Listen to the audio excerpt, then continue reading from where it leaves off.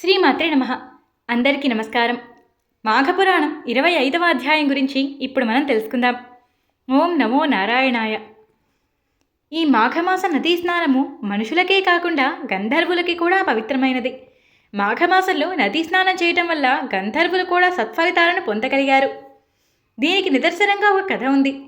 పూర్వం ఒక గంధర్వుడు తన ప్రియురాలితో విహారం చేస్తూ భూలోకానికి వచ్చారు.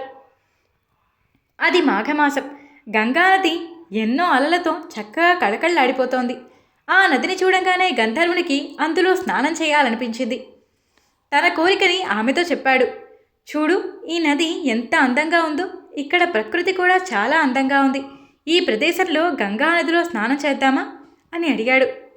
అమ్మో, నీరంటే నాకు చాలా భయం, నేను చేయను, నువ్వు చేసేసిరా అని బదులిచ్చింది ఆమె. గంధర్వుడు ఆమె సమాధానాన్ని విని తాను మాత్రమే స్నానం చేసొచ్చాడు. గంగానదిలో స్నానం చేసి పవిత్రుడయ్యాడు. రా వెళదాం అంటూ తను పైకి ఎగరటం మొదలుపెట్టాడు. గంధర్వుడు పైకి వెడుతున్నాడు, కానీ ఆమె మాత్రం వెళ్ళలేకపోయింది. మాఘమాసంలో గంగానది స్నానాన్ని తిరస్కరించింది. అందువల్ల ఆమెకు దైవత్వం అంతా నశించిపోయింది. ఎంత ప్రయత్నించినా ఆమె అతనితో పాటు గంధర్వలోకానికి వెళ్ళలేకపోయింది. ఇదంతా చూసిన గంధర్వుడు ఏం చేయలేక తాను ఒక్కడే తన లోకానికి వెళ్ళిపోయాడు. గంధర్వకన్య ఒంటరిగా మిగిలిపోయింది. ఎటు వెళ్లాలో, ఏ దిక్కులో ఉండాలో తనకి అర్థం కాలేదు. అటూ ఇటూ వెతుకుతూ మొత్తం అంతా తిరుగుతూ ఒక చోటకి చేరుకుంది. అది విశ్వామిత్రుని ఆశ్రమం. అక్కడ అంతా చూడటం మొదలుపెట్టింది. విశ్వామిత్రుడు కూడా ఆ గంధర్వకన్యను చూశాడు. ఆమె చూడటానికి చాలా అందంగా ఉంది. అతిలోక సుందరి అనిపించేంత అందంగా ఉంది. ఆమె ఎవరో అని ఆమె దగ్గరకు వెళ్ళి అడిగాడు. తనకి ఎవరూ లేరనుకుని తన ఆశ్రమంలో ఉండటానికి స్థానాన్ని ఏర్పాటు చేశాడు. అలా కొద్ది కాలం గడుస్తూ ఉండగా వారిద్దరూ ఒకరినొకరు ప్రేమించుకోవటం మొదలుపెట్టారు. ప్రపంచాన్ని మర్చిపోయి వారిద్దరిని వారు ఎంతగానో ప్రేమించుకుంటూ దేవుని పూజలు, తపశ్శక్తిని మొత్తం అంతా వదిలేశారు. కాలక్రమంలో ఇది ఇలా ఉండగా గంధర్వుడు తన ప్రేయసిని చూడటం కోసం మళ్లీ భూలోకానికి వచ్చాడు.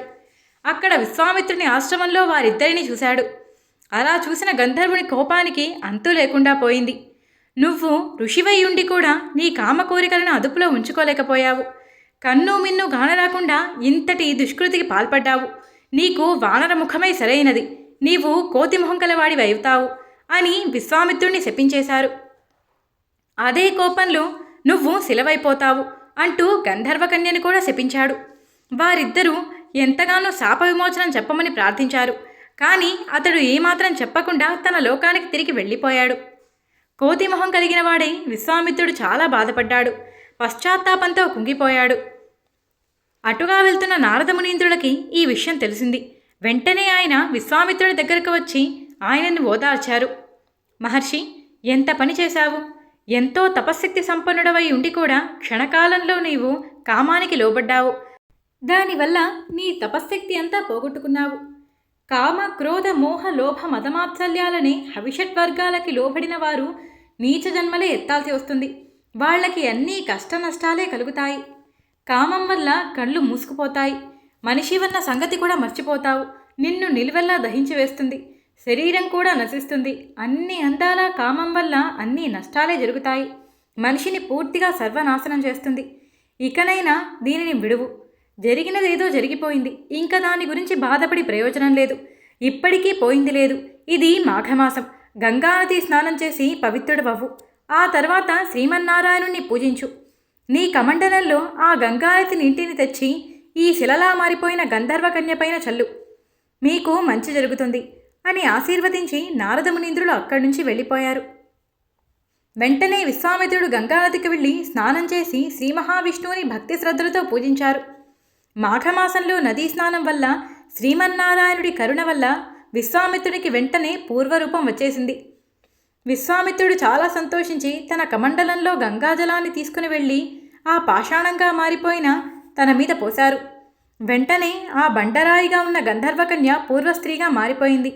తనకి నమస్కరించి విశ్వామిత్రుడికి నమస్కరించి గంధర్వకన్య తన లోకానికి తిరిగి వెళ్ళిపోయింది. విశ్వామిత్రుడు తిరిగి బుద్ధి తెచ్చుకున్నవాడై తపస్సు చేసుకోవడానికి అడవికి వెళ్ళిపోయారు. మాఘమాసానికి గంగానది స్నానానికి ఇంతటి మహిమ ఉన్నదని వివరిస్తున్నారు దిలీప మహారాజుకి వశిష్ఠుల మహామునివారు. ఇక్కడితో మాఘపురాణం 25వ అధ్యాయం సంపూర్ణం. 26వ అధ్యాయంతో మళ్ళీ కలుసుకుందాం. నేను చెప్పిన తీరు మీకు నచ్చినట్టయితే వీడియోకి ఒక లైక్ చేయండి. మన ఛానల్ని చుట్టం ఇదే ఫస్ట్ టైం అయితే సబ్స్క్రైబ్ చేసుకోండి. పక్కనే ఉన్న బెల్ సింబల్ని ఆన్ చేసుకున్నారంటే ప్రతి వీడియో మీరు నోటిఫికేషన్ ద్వారా చూడగలుగుతారు.